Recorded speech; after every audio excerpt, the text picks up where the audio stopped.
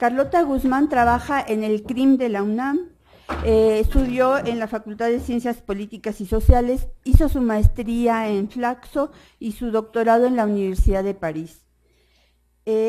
Sus principales temas de investigación han sido perspectivas estudiantiles en torno a la educación y el empleo, políticas de ingreso a la educación superior, desigualdad educativa en el nivel superior, y entre sus múltiples publicaciones están Los estudiantes y la universidad, integración, experiencias e identidades, publicada por Anuyes. Nos va a hablar sobre las políticas de ingreso a la educación superior en México. Como comentaristas tenemos a Alejandro Canales, que es investigador del Instituto del ISUE, de aquí de la UNAM, que es doctor en Ciencias Sociales con especialidad en Sociología, maestro en Ciencias con especialidad en Investigación Educativa y licenciado en Psicología, y sus intereses de educación son educación y desigualdad, políticas educativas y políticas científicas y tecnológicas. Ha titulado el proyecto que presenta como oportunidades y desigualdad social igualmente en educación superior. Tenemos también con nosotros aquí a la doctora Mary Jamui, que es profesora investigadora en la Universidad Autónoma Metropolitana Unidad Azcapotzalco, es doctora en Ciencias Sociales con especialidad en Sociología por el Colegio de México y ha sido coordinadora, entre otros, de la Red Temática de Cuerpos Académicos, Interacción de Posgrados en Educación Superior, financiada por PRODECEP. Y tiene una cantidad también de publicaciones, igual que Alejandro Canales, entre las últimas de Mary, está el delicado problema de la formación de doctores, creo que sí es bastante delicado. Y bueno, esto es lo que digo brevemente sobre los presentes para no robar el tiempo para la discusión. Tenemos también con nosotros el gusto de tener a Sergio Costa, que es profesor en Sociología de la Universidad Libre de Berlín y es investigador asociado de CEBRAP, del Centro Brasileño de Análisis y Planeación de Sao Paulo. Bueno, él estudió, más bien tiene un título de maestro en la Universidad Federal de Minas Gerais y tiene la habilitación, creo que es algo que no es nada fácil, en la Universidad Libre de Berlín. Bueno, entre sus libros está Democracia y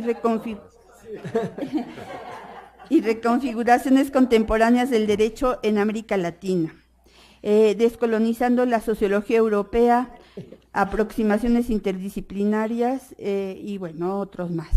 Sin más, voy a dar la palabra a la doctora Carlota Guzmán. Gracias. Bueno, buenos días a todos. A mí me corresponde la conferencia de Impulso, que para mí fue como un gran enigma. O sea, ¿qué es de Impulso? ¿Cómo puedo plantearla? Entonces, a partir de la lectura de los trabajos que hice, encontré que en gran número, casi la mayor parte de los trabajos, subyace una preocupación sobre la reproducción de las desigualdades sociales. Entonces me pareció pertinente, o que podría ser una oportunidad, como para hacer una revisión de los estudios acerca de la desigualdad educativa, cuáles son los consensos que hay, cuáles son los debates, cuáles son los cambios metodológicos, los cambios teóricos, los cambios técnicos que ha tenido esta corriente de investigación, y sobre todo tratar como de enmarcar ahí los distintos trabajos que se ubicaron.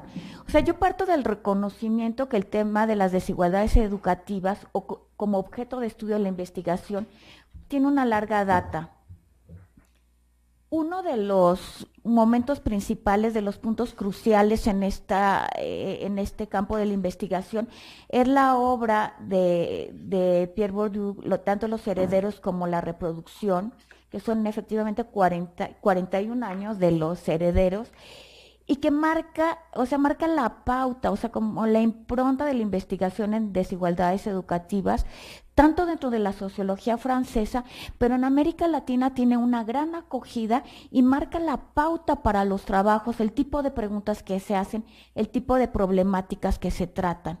A lo largo de estos 40 años ha cambiado la sociología francesa en mucho, pero el referente sigue ahí, o sea, sigue ahí, y en América Latina igual, ya sea porque se retomen las tesis, porque se discutan o porque se utilicen las categorías, pero ahí está presente. Entonces, estos puntos que yo quiero tratar, ¿cuáles son los acuerdos o consensos? El debate, los cambios teórico-metodológicos que son con un correlato social, porque hay cambios en la realidad socioeducativa, política, y los cambios técnicos los quiero plantear como parámetros que pueden convertirse en preguntas y de alguna manera enmarcar ahí los trabajos. En cuanto a los consensos, a pesar de los 40 años, bueno, la obra o sea, sobra decirlo, ¿no? Pero sobre todo la que marca en el campo de las desigualdades educativas son las dos primeras obras, tanto Los herederos como La reproducción. Ahora, hoy en día, o sea, ¿cuáles son los acuerdos o consensos que hay en relación a estas tesis, dijéramos, reproduccionistas? En primer lugar, como que lo que los investigadores siguen afirmando a partir de sus propias investigaciones es que en la escuela se expresan las desigualdades sociales, pero a su vez se generan nuevas desigualdades educativas. Que la escuela no puede neutralizar las desigualdades sociales y culturales también es algo que gran parte de los investigadores mencionan. Y que además no solamente la escuela produce y reproduce las desigualdades, sino que las legitima. Y de hecho, bueno, desde el día de ayer hemos escuchado resultados que apuntan a eso, ¿no?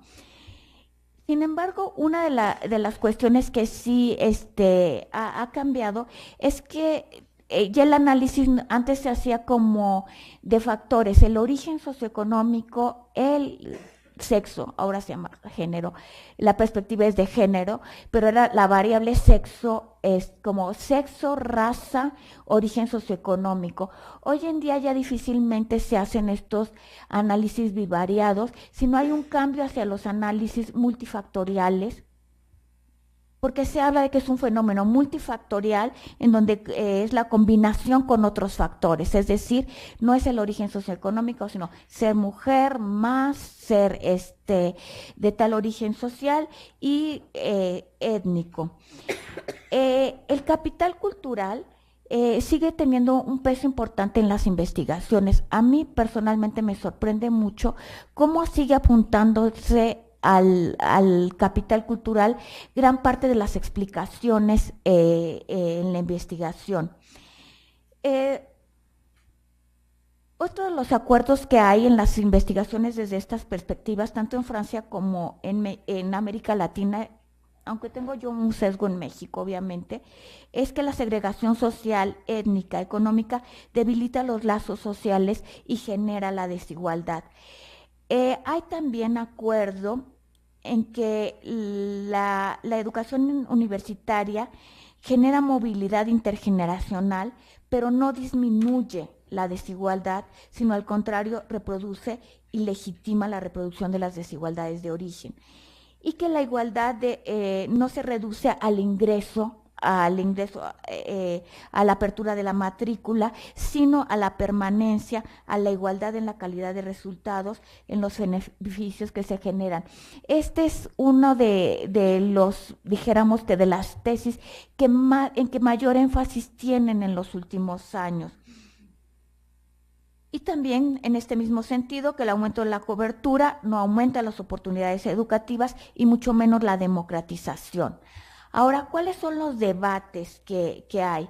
Hay un debate, yo creo que importante, en el que la pregunta es, ¿cuáles son los factores que de alguna manera originan la desigualdad? Si estos son factores de carácter externo, que serían las tesis de la reproducción y de los herederos, que es el origen socioeconómico y cultural, o más bien que son los factores internos, es decir, que la escuela como mediadora, que tiene algo que hacer, que es una estructura de mediación que tiene algo que hacer, que la relación con pares tiene un gran peso, los maestros y la relación maestros y alumnos y las condiciones de organización de la escuela. Esta es una corriente como que ha tenido un gran peso en donde dice, bueno, no nos sirve caer como en el catastrofismo de la reproducción de las desigualdades, porque eso de alguna manera quita la responsabilidad a las instituciones educativas, y las instituciones educativas sí tienen algo que hacer. Si bien no neutralizan las desigualdades, sí pueden dirimir ciertos factores. A lo largo de estos 40 años, bueno, pues también estuvieron las teorías de la resistencia, el margen de acción del sujeto, que por ahí van sobre todo las de hoy en día. Otro de los debates, así que es muy constante, es cuándo son diferencias y cuándo son desigualdades. Es decir, cuáles son estos límites, y esto depende de la manera como se define la desigualdad, de las herramientas que se utilizan y de la perspectiva. La relación entre segregación y desigualdades, es decir, la segregación es un resultado de las desigualdades educativas, o las desigualdades educativas generan segregación. Sobre todo ahora el tema de la segregación está muy ligado a las segregaciones de lo origen, sobre todo de la interculturalidad y de los distintos orígenes en Europa, ¿no? O sea, sobre todo de distintas nacionalidades, esta cuestión de hasta dónde estas segregaciones son un efecto de las desigualdades educativas, o bien generan distintos canales que a su vez tienen como resultante las desigualdades educativas. Otro tema que está en puerta es que si es tanto el capital cultural lo que incide, o más bien es la socialización familiar y los efectos de esta socialización. Y también una gran pregunta que se hacen varios investigadores es, bueno, reconozcamos, o sea, todo es social, o hay determinadas capacidades tempranas que no tienen necesariamente un correlato social, sobre todo en la educación temprana. Y por otra parte hay críticas de que se le ha dado demasiado peso a la educación superior como canal de movilidad social, y aquí yo ubico el caso de Javier González, en el caso chileno, que es así como muy insistente en esta cuestión de qué tanto es la responsabilidad de la educación superior como un canal de movilidad social, y hay otras responsabilidades, ¿no? Otras instancias que son responsabilidades. Y él se refiere que muchas veces tiene mayor peso las redes sociales, las prácticas discriminatorias en el mercado de trabajo, pero bueno, habrá oportunidad de discutirlo. Ahora, todos estos consensos y debates tienen un correlato, o sea, a lo largo de estos 40 años, cambios en la realidad socioeducativa. Mencionándolos rapidísimo, ahora son sociedades más complejas, los fenómenos como la globalización, el crecimiento del sistema educativo, la masificación, el crecimiento desmedido del sistema privado, la mercantilización de la educación, la complejización del sistema educativo entre segmentación, diferenciación de instituciones y circuitos diferenciados de calidad, segregados y desregulados. Es decir, no hay un solo cambio teórico de las teorías en sí, sino hay un cambio de los objetos de estudio que de alguna manera van a la par. Y por otra parte, yo creo que no se pueden dejar de lado los cambios en la orientación de las políticas. Ahora, las políticas o que tratan de atenuar, afrontar las desigualdades educativas están en la agenda de los organismos internacionales, por mencionar la OCDE y el Banco Mundial, pero a su vez los países, concretamente en América Latina, han asumido fielmente la agenda, y aplicado políticas llamadas de equidad, de desigualdad, que veremos si son así o no lo son, que son, sobre todo se han canalizado a los programas, a la apertura de la matrícula, a los programas compensatorios de becas, y aquí como que ha habido claramente dos tendencias entre las políticas selectivas y las políticas democratizadoras. Yo creo que no se puede dejar de mencionar las políticas afirmativas o de discriminación positiva, que en el caso de América Latina pues han sido muy claras. Brasil yo creo que es el caso más emblemático, a partir de sistemas de cuotas para determinados sectores, concretamente afrodescendientes o pertenecientes a alguna etnia, con toda esta mirada de restitución de derechos. Y políticas afirmativas, bueno, que ha habido en varios países y que han tenido cuestionamientos desde las propias instituciones de educación superior, en el caso de Brasil, que no han querido aplicar estas políticas. Consideran que hay desde cuestiones que se discuten de quién es realmente un afrodescendiente, cómo se autodesigna, quiénes son realmente los grupos étnicos, y a las instituciones de educación superior, sobre todo las de mayor calidad, consideran que estas orientaciones demeritan la calidad de la educación. En Francia más bien el debate ha sido que, pues bueno, si es una educación igualitaria, ¿por qué se van a practicar políticas desiguales? Y la tendencia ha sido como lo que le llaman un camuflaje, que es hacer políticas más bien hacia determinadas regiones o establecimientos, que de alguna manera en las que subyacen también las diferencias de individuos y de distintos orígenes étnicos. Pero bueno, esto es mencionándolo muy rápidamente, y más bien lo que me interesaría tratar sería como cuáles son estos cambios teóricos, cómo se incorporaron a la discusión y cómo se han reorientado a partir de estas dos obras, ¿no? Yo creo que en primer lugar se incorporó al debate el tema de la justicia y de la equidad. O sea, ya no es solamente qué tan desiguales son los sistemas educativos, sino qué tan justos. Entró a la discusión Rawls, Roemer, François Dubet, y es una discusión en donde se reconocen las diferencias de los individuos, el punto de partida de los individuos. Y en este contexto de la discusión, yo aquí quisiera ubicar el trabajo de Liliana Ronconi, ¿no? En donde, para el caso argentino, donde claramente se ubica a la educación como un derecho. Entonces, este es un nuevo ámbito de problematización que ha abierto nuevos canales, nuevas preguntas y nuevas vías.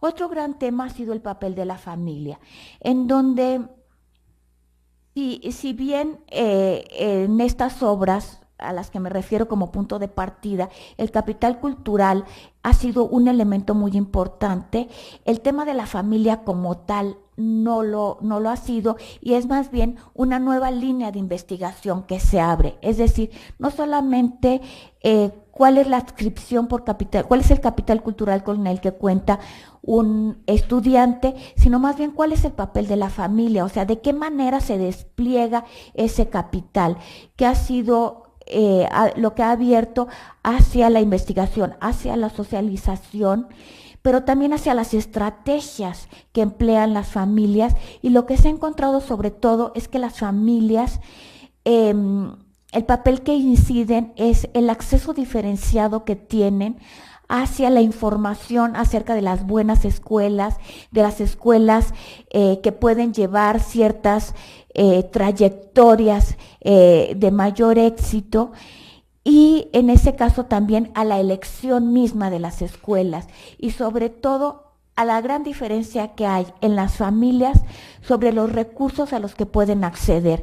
Es decir, o sea, mientras que las determinadas familias de alguna manera dependen a lo que ofrece el Estado, la educación pública, las familias de mayores recursos pueden acceder a recursos extra públicos, como son la enseñanza de los idiomas hacia los hijos, cursos paralelos, ahora con la movilidad estudiantil, las mismas familias promueven y pagan movilidad estudiantil de los hijos y hasta posgrados en el extranjero. Entonces yo creo que esta es una nueva línea que se ha incorporado al debate. Y hay otra línea que es interesante, que es una parte del análisis de las desigualdades, pero hay una línea bastante importante acerca de la conformación de las élites políticas, élites económicas, y que tiene que ver con las desigualdades en el acceso, En Francia esta línea es una línea muy, muy importante, muy productiva, en donde es quiénes son y cómo acceden a las mejores escuelas y cómo las mejores escuelas acceden a su vez a los mejores puestos. Sin embargo, uno de los resultados más interesantes es que estas nuevas élites en Francia ya no tienen nada que ver con los herederos pertenecientes a una clase ligada a una cultura una cultura clásica, sino estas nuevas élites son unas élites mucho más menos rígidas, no necesariamente, como les decía, ligadas a la cultura clásica, sino más bien a redes internacionales, a una cultura como mucho más dinámicas, jóvenes motivados e interesados que buscan movilidad social, pero no necesariamente pertenecer y reproducir las élites. Hay otro ámbito que se ha incorporado a la discusión, que es la dimensión territorial. La dimensión territorial, ya no solo como los estudios clásicos sobre la ubicación, en México teníamos mucho sobre entidades federativas, sino que ha habido cambios de escala y de entidades federativas han pasado a estudios de carácter regionales, pero el contexto también tiene un peso explicativo, es decir, el contexto no es el lugar en el que se ubican los procesos de desigualdad educativa, sino el contexto es una parte constitutiva de los procesos de desigualdad educativa. Entonces, hay un acuerdo en donde la dimensión espacial incide en las desigualdades educativas, y aquí yo quisiera ubicar el caso de Felipe Saravia para el caso chileno, en donde su pregunta central radica ahí en cuáles son estos procesos de territorialismo, más bien en donde el territorio juega un papel central en el análisis y donde hay propias dimensiones territoriales que marcan las desigualdades educativas, y yo creo que él ya tendrá oportunidad de compartirlo. A mí otro cambio que me parece muy importante que se ha incorporado a la discusión sobre las desigualdades educativas es también un cambio de nivel, y es el aula y el espacio escolar. El aula y el espacio escolar como una dimensión de análisis. Es decir, que las desigualdades no son meramente estructurales, sino que éstas se expresan de manera cotidiana en las interacciones en el aula, en las interacciones en la escuela, en las interacciones entre los propios alumnos, pero también en la interacción entre maestros y alumnos. En este sentido, yo creo que es un cambio muy importante que ha dado lugar a líneas de investigación con corte mucho más de micronivel, en donde se reconoce la heterogeneidad no solamente de los sistemas educativos, sino de las escuelas, de las aulas, de los propios maestros, de los propios estilos didáctico-pedagógicos, como factores que inciden en la desigualdad educativa, tanto para acentuarla como para dirimirla. Yo creo que esto también ahorita voy a mencionar, o sea, ha dado lugar a cambios metodológicos. Dijéramos que estos distintos acercamientos, nuevos acercamientos teóricos, implican necesariamente cambios metodológicos. En realidad deberíamos hablar de cambios teórico-metodológicos. Los cambios metodológicos me refiero como a cuáles fueron los cambios en la mirada, en las escalas de análisis, en las herramientas de investigación, en los observables, en los atributos que se toman como referencia. Y ligado a lo último que yo me refería, a esta nueva escala de investigación, pues se abre toda una línea de investigación de micronivel. Si bien en los años 80 se hablaba como de entrar a la caja negra, en donde parecía que solo había input y output, pero no que sucedía adentro, pues yo creo que de los 80 para acá la caja negra se abrió y es una gran línea de investigación. Entonces, lo que ocurre en las aulas, en las prácticas pedagógicas y entre los actores es un objeto de investigación. Aquí ubico el trabajo de Florence Chevis para el caso de Costa Rica. ¿Quién es? Para el caso de Costa Rica, en donde ella hace mucho énfasis precisamente en esto, en donde es una escala que debe abordarse, es una escala en la que se generan las desigualdades educativas.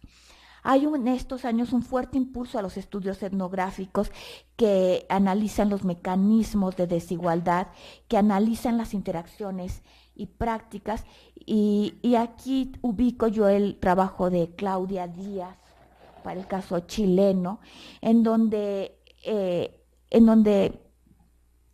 ella pues aborda dos cosas que son como los nuevos enfoques. Por una parte, lo que ocurre en la práctica cotidiana, en los espacios de micronivel, que son los centros de cuidado infantil, pero por otra parte también en la implementación de las políticas que tratan de ubicarse y de dirimir estas desigualdades educativas, en el caso chileno, en el gobierno de Bachelet, a partir de que hay que iniciar desde el cuidado temprano, ¿no?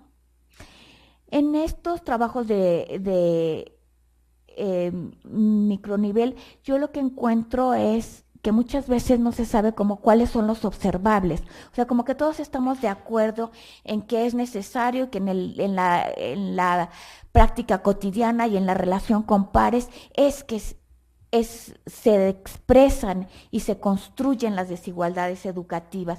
Sin embargo, no queda muy claro como qué se observa y cómo se observa. O sea, las desigualdades así, no es un observable directo, sino que tiene que haber mediaciones conceptuales, mediaciones teóricas, dispositivos metodológicos. Entonces yo aquí veo como un gran reto, ¿no? Y esta apertura hacia las experiencias, vivencias y perspectivas de los actores creo que está mejor resuelta en términos metodológicos cuando se recupera cuál es la perspectiva de los propios actores en relación a los procesos de desigualdad educativa. Y bueno, esta apertura al ámbito de los actores ha sido posible también por el impulso de una corriente pues de los abordajes sociológicos que incluyen la perspectiva tanto de la estructura como de los sujetos. En esta misma tónica, los estudios mixtos han sido como una manera de ubicar, o sea, como que no son solamente los estudios de micronivel, no se resuelve ahí, y ni tampoco los estudios estructurales. Entonces yo veo como una gran corriente los estudios mixtos, precisamente porque nos pueden dar cuenta tanto de la estructura como del sujeto y de la manera como se articula este micronivel a un macro nivel, o dijéramos la visión del sujeto y de la estructura.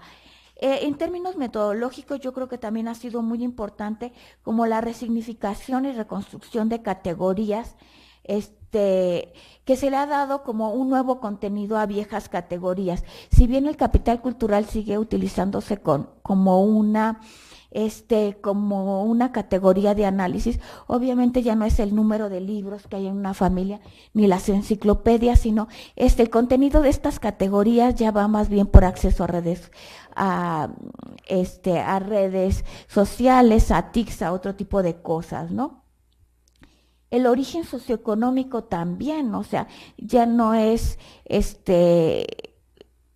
no queda solamente en los ingresos y en la categoría sociolaboral, sino hay nuevos observables, nuevos indicadores, y bueno, y el hábitus famoso que es, pues bueno, nunca ha quedado resuelto cómo se observa, cómo se hace observable, cómo se trabaja en términos metodológicos, pero bueno, intentos sigue habiendo, ¿no? Yo creo que otra línea que es importante destacar son las buenas prácticas, o sea, como una tendencia que está intermedio entre la investigación y la aplicación, y cuáles son esos proyectos exitosos que aluden a las desigualdades educativas. Y para concluir, yo diría, pues, los enormes cambios técnicos que ha habido, o sea, de 1964 de los herederos a ahora, ¿no? O sea, que en gran parte estos análisis bivariados, pues, también respondían como a las tecnologías disponibles. Ahora contamos con software de lo más complicado, de lo más avanzado, y que han llevado sobre todo hacia nuevos enfoques. Ahora los predominantes son los análisis factoriales, los modelos de regresión logística multivariada, los modelos de probabilidad, la minería de datos, y han marcado también una gran pauta el acceso a las bases de datos, a las fuentes de información. El simple hecho de que ahora contemos con fuentes de información sobre resultados, sobre aprendizajes, en donde puedan analizarse también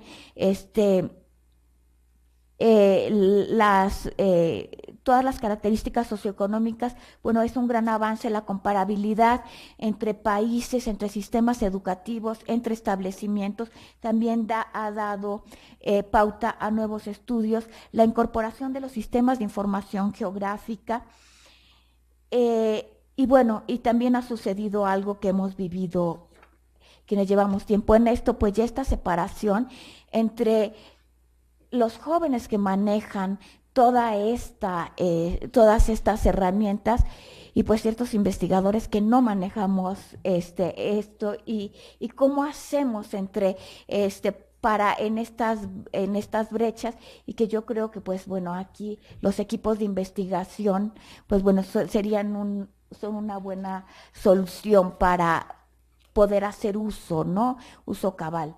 Y pues bueno, yo nada más cerraría diciendo, me parece que estos parámetros, los consensos, los debates, los cambios metodológicos, los cambios teórico-metodológicos y técnicos pueden ser un parámetro que nos permita analizar como estos cambios en las aproximaciones a las desigualdades educativas. Gracias.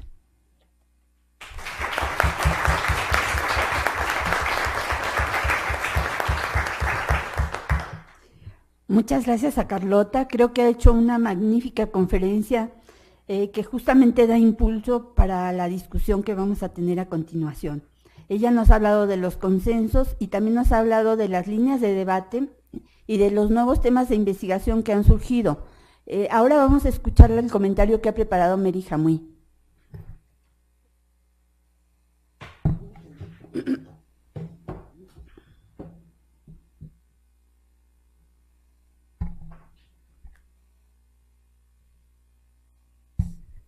Bueno, pues muy buenas tardes, buenos días más bien. Primero que nada quisiera agradecer a los organizadores y sobre todo a la doctora Villalever por esta invitación a este coloquio sobre movilidad social y desigualdades independientes, y por la oportunidad de poder intercambiar opiniones con colegas especialistas y con estudiantes que están trabajando sobre estos temas y que, bueno, están muy al pendiente de los conocimientos de punta. Yo lo que traté de hacer, no conocía cuál era la conferencia de impulso de Carlota, tampoco sabía muy bien sobre si tenía que comentar cada uno de los trabajos, así que traté de tomar algunos elementos que pudieran ser comunes para poder pensar en la posibilidad de pensar en la desigualdad y de pensar en la diferencia. Entonces, un poco trataré de ubicarme en el nivel de análisis microsocial y trataré de tener como punto de llegada la presentación de las expectativas y el grado de libertad para poder construir oportunidades reales. ¿Esto por qué? Pues un poco con fundamentos para poder elegir la vida que se desea y se valora de acuerdo un poco a las circunstancias personales y sociales. Esta es una de las líneas que marcó Carlota, cuando un poco pensaba que había como esta nueva posibilidad o esta nueva línea para poder pensar en la diferencia o en la desigualdad. No niego, como ella también lo apuntó, que el origen social, que el capital cultural de la familia, que los antecedentes escolares, que el sexo o que la edad sean los factores que en gran medida importen. Pero tener éxito en la culminación de los estudios, salud, sobre todo cuando se trata de una carrera universitaria, bueno, por sí solas no se determina. Creo que la combinación de las características mencionadas, entre otras, propician desigualdad en la oportunidad educativa y considerarlas permite conformar diferentes tipos de estudiantes que ponen en juego diversas estrategias durante su socialización en la institución a la que asisten. Para nada niego la importancia que tiene el origen social y el capital cultural familiar, pero sostengo que el esfuerzo por el logro de la expectativa juega, y mucho, en las oportunidades extras que procuran los estudiantes y que ponen en juego para poder concluir con éxito sus estudios. Los que concluyen una trayectoria exitosa son los que se apropian de las oportunidades escolares. Son, siguiendo, por ejemplo, a Casillas, para el caso de la educación superior, los que logran con buenos hábitos, las buenas prácticas a las que aludía Julieta, con buenos hábitos de estudio y compromiso personal, procesos de aprendizaje que les permiten tener oportunidades y buenas trayectorias escolares. Pues a pesar de tener un origen social pobre y marginal, es decir, un capital cultural social desfavorable previo a su ingreso en la universidad, pueden hacer una trayectoria, aunque sea con una carga pesada y conflictiva, y pueden llegar a concluir exitosamente su carrera. El éxito no significa lo mismo para todos los estudiantes. Los puntos de partida varían y, por tanto, también las aspiraciones en los distintos momentos de la carrera, al ingresar en el transcurso de la educación superior y en el logro para poder obtener el título. En este sentido, me propongo analizar un poco el papel de las expectativas en esta construcción o aprovechamiento de la oportunidad para el logro del título universitario en un contexto que de por sí es desigual. Bueno, aquí un poco por deformación profesional, a lo mejor me estoy refiriendo a la parte que tiene que ver, los ejemplos tendrán que ver con educación superior, sin embargo, creo que son aplicables a otros niveles. Del análisis, quizá vamos a poder desprender algunos elementos teóricos o prácticos para poder inferir algunas dimensiones que a través de la deconstrucción contribuyen a hacer visible el proceso que lleva a los estudiantes a acciones para el logro de expectativas. Las acciones suponen actividades. Estas están vinculadas a lo que ellos desean y valoran en la universidad que eligieron y que desde distintas condiciones de cada estudiante les representa un contexto que es desigual. A los estudiantes, las situaciones universitarias les suponen ventajas y también desventajas, con base en algún tipo de diferencia. No todos encuentran, allí la diferencia está en los elementos en los que ponen mayor énfasis. Las diferencias pueden convertirse en algún tipo de desigualdad o inclusión desigual.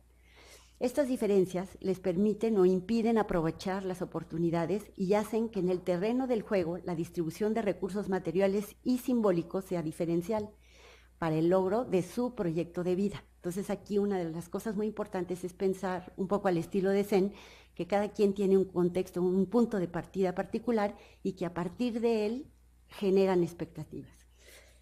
Esto que intentaré hacer visible es que el logro de los objetivos o realizaciones de los jóvenes que estudian educación superior depende en gran medida de sus expectativas, del grado de libertad u oportunidades reales que tengan para poder actuar y para poder elegir la vida que desean, y valoran, sin embargo, la universidad elegida por los jóvenes de entre los diferentes tipos de instituciones de educación superior y disciplinas, sus preocupaciones sobre las diferencias, el tipo de acciones que emprenden en el transcurso de sus estudios en su vida cotidiana, pueden generar condiciones y situaciones que les supongan ventajas y o desventajas para su propio desarrollo.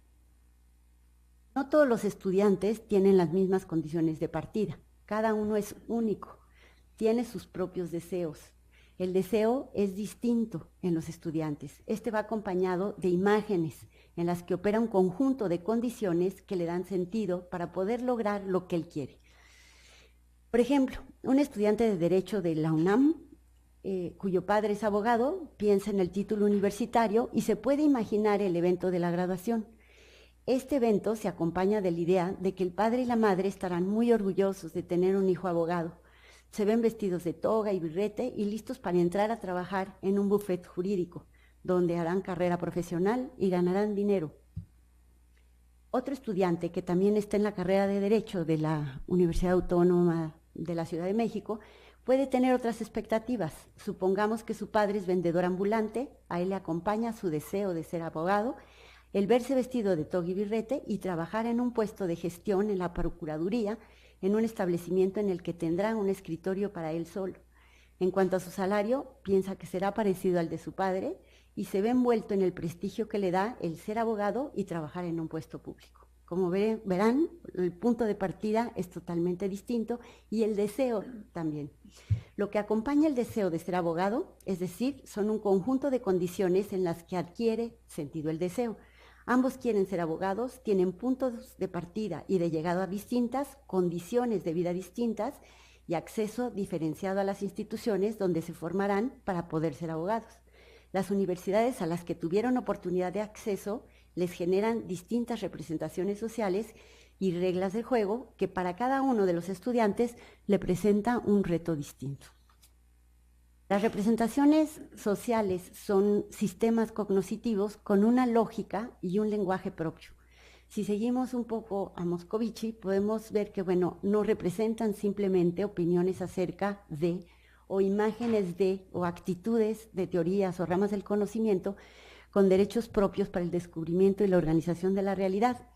Es un sistema de valores, ideas, prácticas con una función doble. Primero, establecen un orden que permite a los individuos orientarse en su mundo material y social y dominarlo. Segundo, posibilitan la comunicación entre los miembros de la comunidad, proporcionando un código para el intercambio social y un código para poder nombrar, clasificar sin ambigüedades los distintos aspectos de su mundo y de su historia individual y grupal.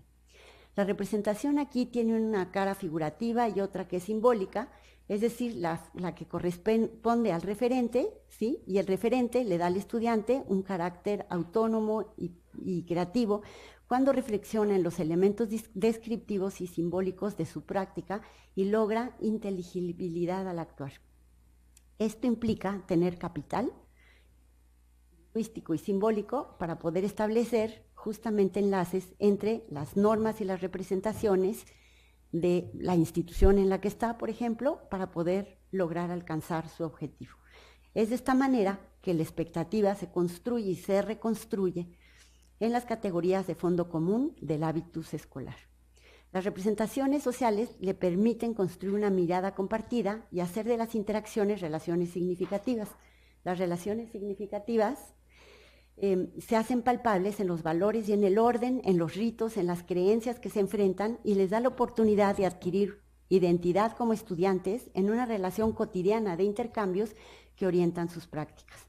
La imagen que tienen de sus compañeros repercute en su identidad y en su posición cuando participan en ese espacio y hace posible la reconstrucción de significados en su interior y con otros.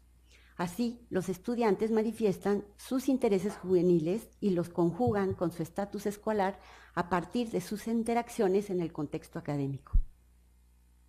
Alfred Schutz nos dice que en las ciencias sociales empíricas se debe obrar metodológicamente describiendo minuciosamente los procesos que permiten a un hombre comprender los pensamientos y las acciones en la experiencia de vida cotidiana.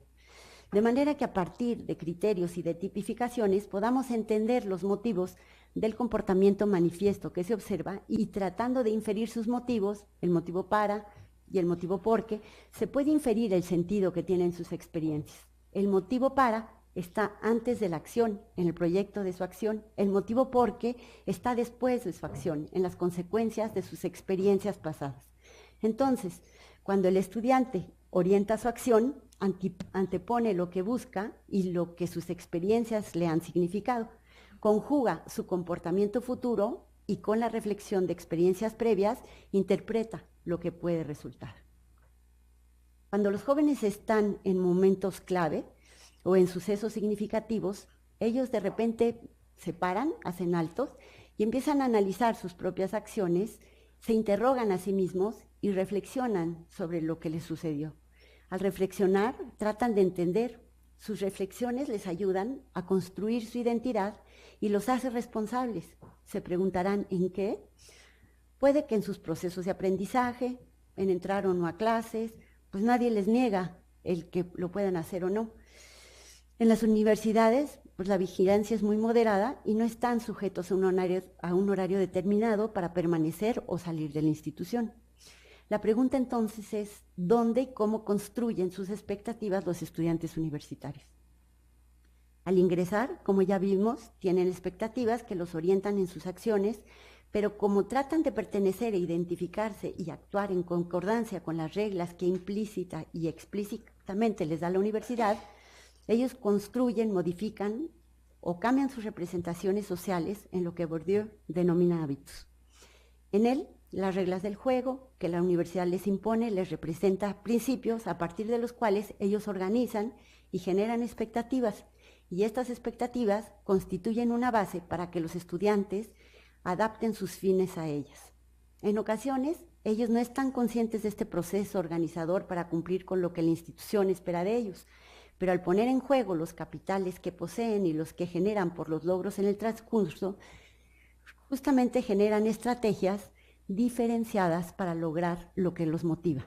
Sus motivos para y sus motivos porque operan como aliento para construir oportunidades en su vida cotidiana en ese marco de reglas del juego propias de la universidad. Entonces, la misión, visión y las prácticas institucionales operan como una guía para generar expectativas, le dan al estudiante una estructura objetiva independiente de la conciencia individual y su voluntad para poder orientar y constreñir sus representaciones y sus prácticas, que en términos de Bourdieu es parte del hábito. Bueno, esta estructura opera en las percepciones, en las expectativas e interacciones de los estudiantes. Hay luchas cotidianas, individuales y colectivas subjetivas que tienen lugar y pueden transformar esas estructuras y cambiar las expectativas en el paso del estudiante por su carrera.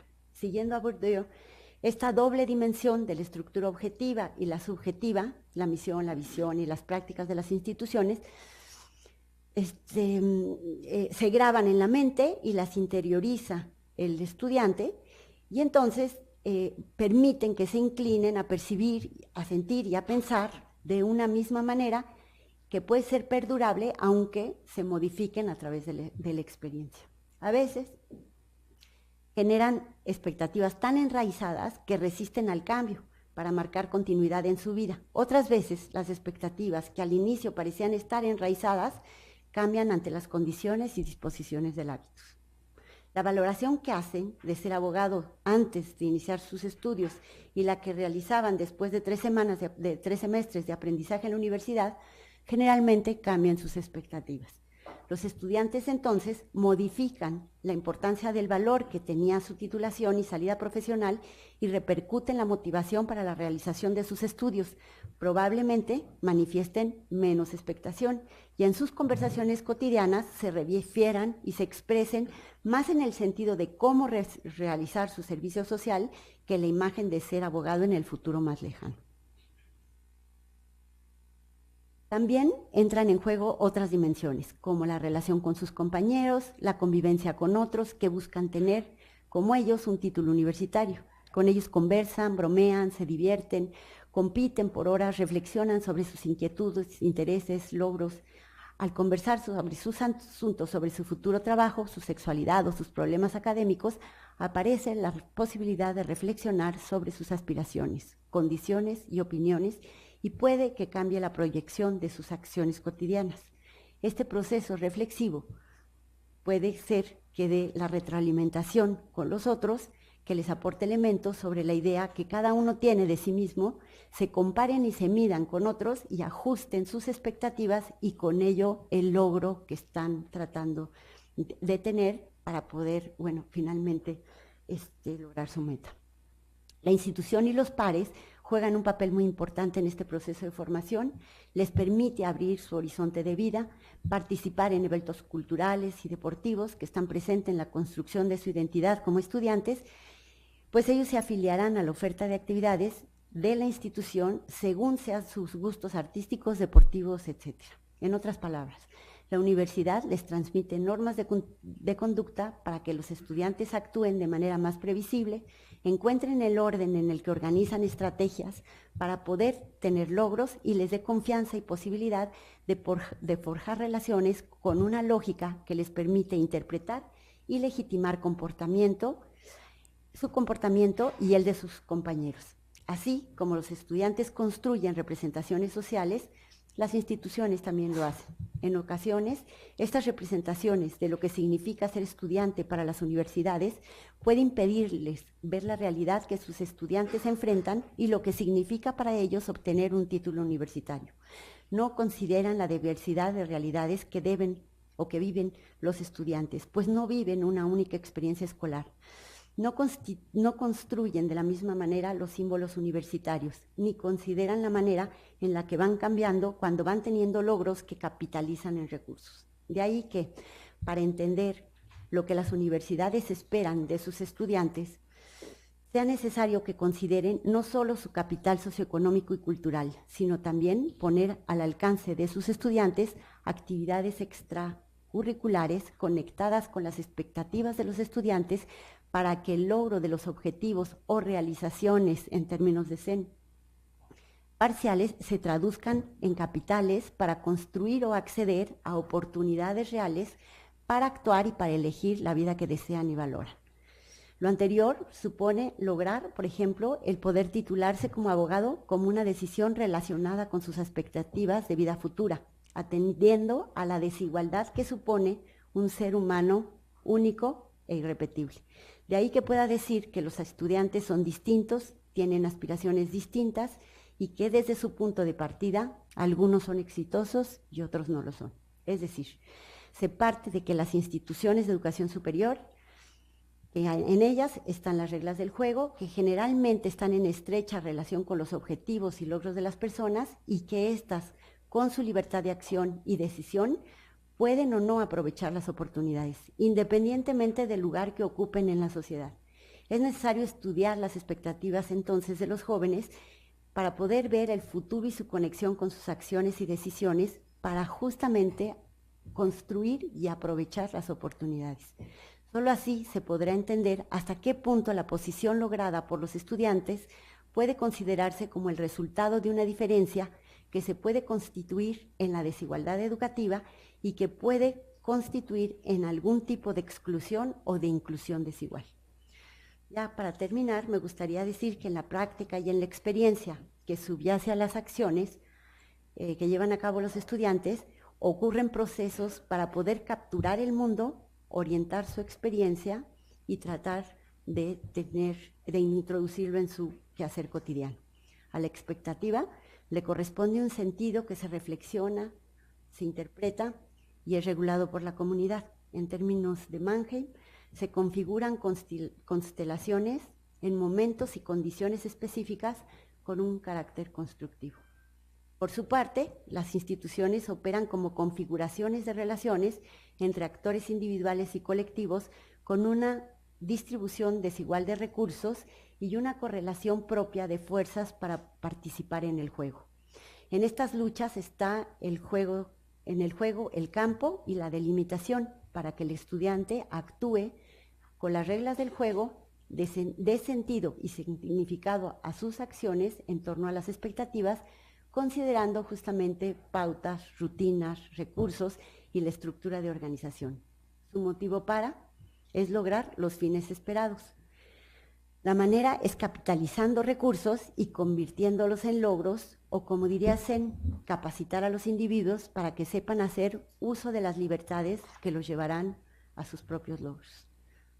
Termino, muchas gracias.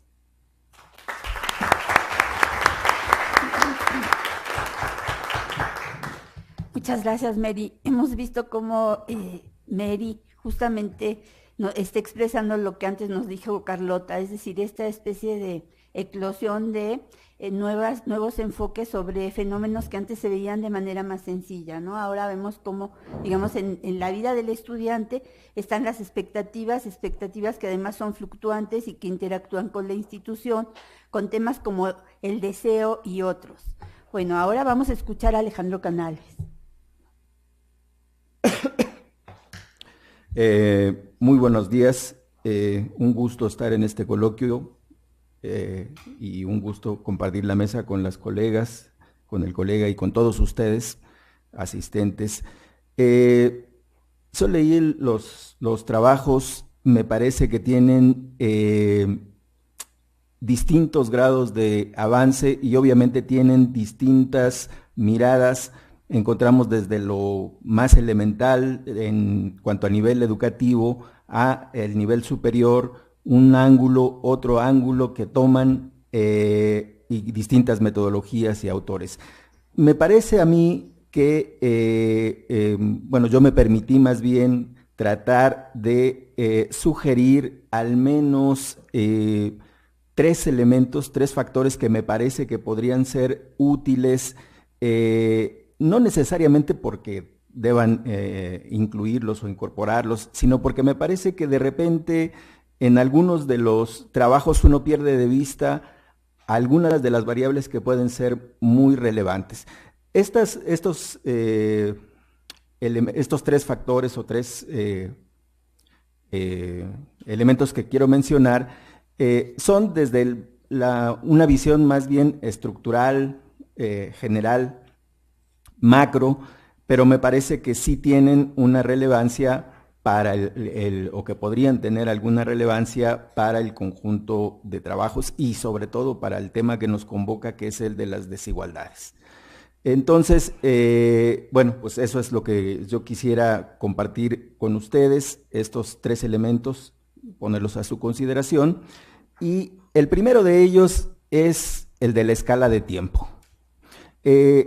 Creo yo que vale la pena detenerse un poco en el asunto de la escala, porque tendemos en general o a globalizar conforme lo que está ocurriendo en el momento o quedarnos en lo que había ocurrido antes. En América Latina tenemos bastante experiencia en crisis recurrentes y de repente tendemos a globalizar esa mirada de lo más reciente o de lo que hemos padecido. Y hay, hace 2 décadas, América Latina era una de las regiones con la distribución de ingreso más desigual. En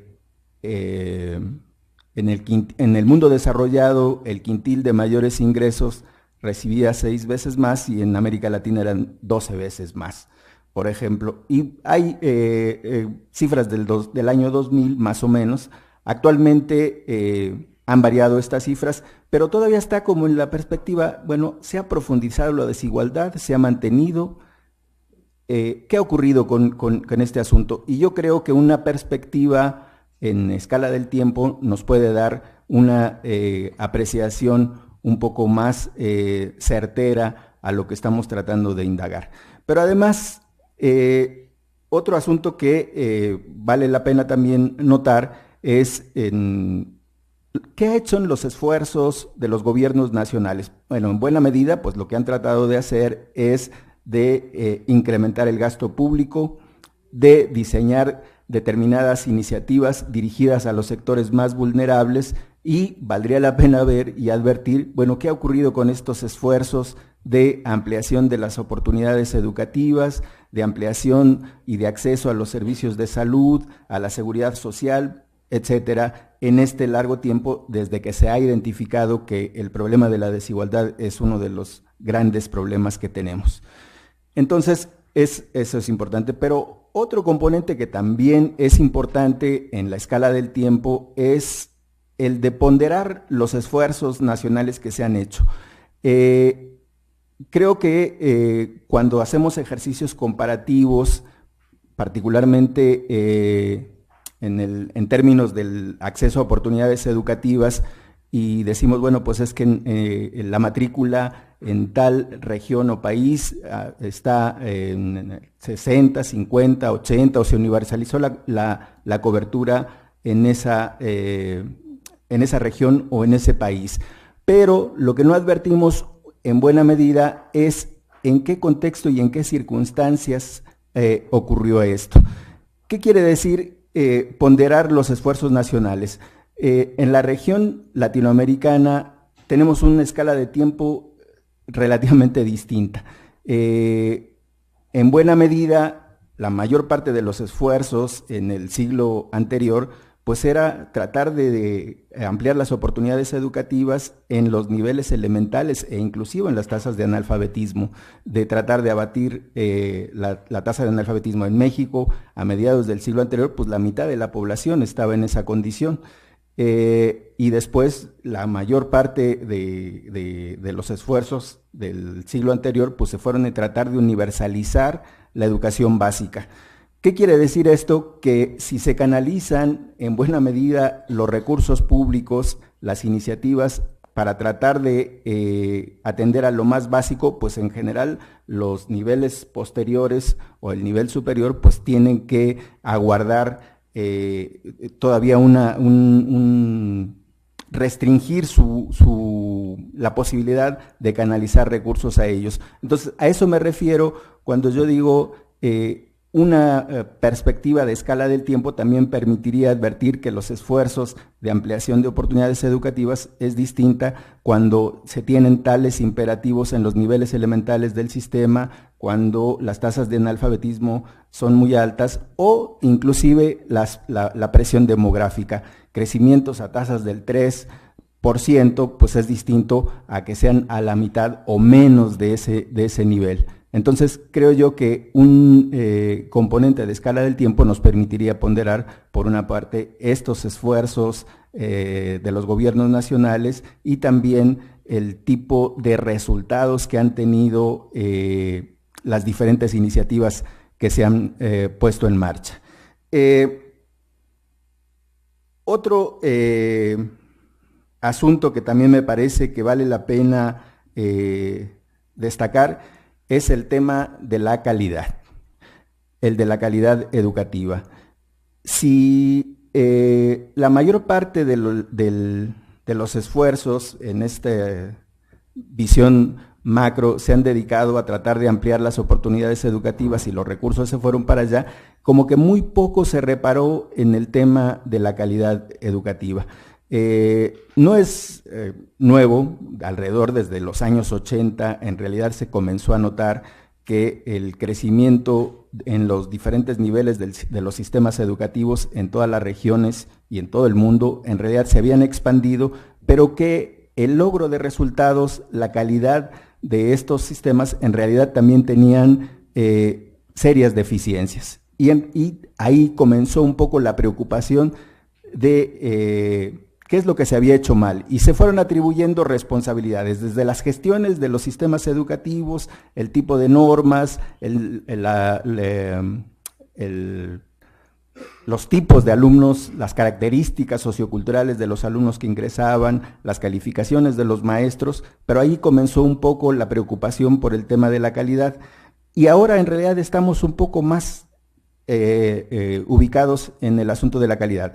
Fue cuando se comenzaron a generalizar las pruebas a gran escala en los diferentes países y a tratar de establecer un cierto estándar, también por el tipo de movilidades y el tipo de flujos de estudiantes y el tipo de alianzas que se tenían, que comenzó a tener un tema. Pero en realidad sí es preocupante porque es como relativamente paradójico lo que sucede en los sistemas educativos.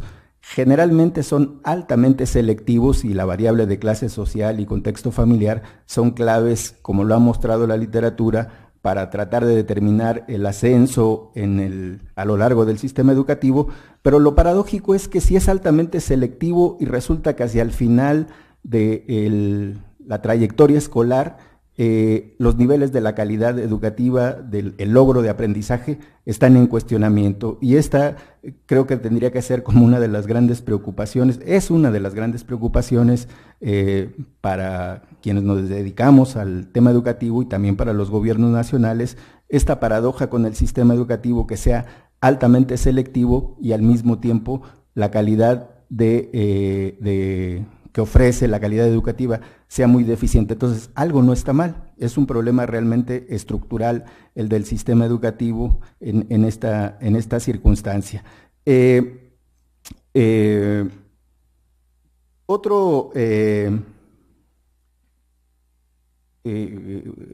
atribución en realidad de este problema que tiene el sistema educativo es que tal parece que nadie parece hacerse responsable de lo que ocurre en ese. Entonces, en el nivel superior dice que en realidad la culpa la tiene el medio superior y el medio superior dice que es el básico, y así nos vamos hasta los niveles elementales del sistema educativo donde nadie parece asumir la responsabilidad en esto. Y en realidad pues creo que todos tenemos algo que ver, y desde luego el asunto que también nos convoca pues es que las variables del contexto familiar y sociocultural pues son claves en este asunto. Entonces creo que el tema de la calidad también sería uno de los factores, porque generalmente están en esta relación de calidad e igualdad. ¿Se puede expandir el sistema con calidad o no se puede expandir?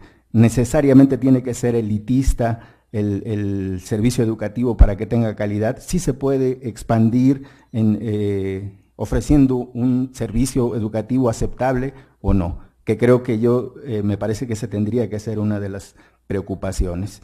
Y por último, el tercer componente, que tampoco advertí en ninguno de los textos, pero me parece que sí es como relevante, que es el tema, la variable de género. Ha sido, como lo mencionaba Carlota, uno de los componentes, lo de etnicidad y sexo, como uno de los sectores vulnerables, pero en realidad también resulta un tanto paradójico lo que ha ocurrido también en este caso. Ciertamente, si uno ve las cifras de rezago educativo o las tasas de analfabetismo, sí se localiza en estos grupos más vulnerables, en indígenas, en mujeres, tienen las mayores proporciones. Pero también lo paradójico es que lenta e inexorablemente ha ido en mayor proporción, con mayor velocidad que los hombres, su ascenso a los niveles medio superior y superior. De modo tal que hoy en la región latinoamericana solamente 3 países no han alcanzado el índice de paridad: Colombia, Chile, Bolivia. El resto sí, ya tiene paridad, e incluso en algunos es superior la tasa de matriculación de las mujeres. Esto nos coloca en una situación distinta de perspectiva de lo que ocurría hace 20 años. En la literatura feminista dicen, bueno, eso no quiere decir que las cosas ya se hayan solucionado. Ahí todavía tenemos problema en el términos de las áreas en las que se localizan, en el tipo de puestos de dirección, en qué áreas, la situación no es lo misma de la matrícula del personal académico, etcétera. Pero lo cierto es entonces que estamos en una condición distinta, y eso que también en la literatura feminista se ha documentado desde hace décadas, que las mujeres tienen más dificultad para pasar de un nivel a otro, pero que una vez que ingresan a un nivel, en realidad tendrán un desempeño mayor que los hombres. Terminarán en mayor proporción y tendrán un mejor desempeño que los hombres. Y la pregunta era, ¿y esto pues a qué se debe? ¿O por qué es esto? Recientemente la Organización para la Cooperación y el Desarrollo Económico acaba de publicar el ABC de género, que trata de responder un poco esta pregunta de ¿y a qué se debe que las mujeres tengan un mayor desempeño? Claro, se localiza en los chicos de 15 años, los que presentaron la prueba PISA, pero lo que trata de ubicar es esto. Y dice, bueno, pues en realidad no es que sea un asunto innato de características por sexo, sino en realidad dice, pues son comportamientos, hábitos y algunas. Hay una, en fin, en el texto que recién aparece ahí da una explicación. Pero con esto lo que quería llamar la atención es que sí estamos en una nueva situación con respecto a lo del tema del género, tanto en ese ingreso en los distintos niveles del sistema educativo como en esa distribución que tiene. Entonces me parece a mí que considerar el tema de la escala del tiempo, el asunto de la calidad y el tema de la variable de género, no necesariamente porque deba interesarse los textos o los trabajos, pero me parece que sí podrían ser rasgos útiles para poderlos considerar en cierta medida. Bueno, pues eso era lo que yo quería comentarles a ustedes. Gracias.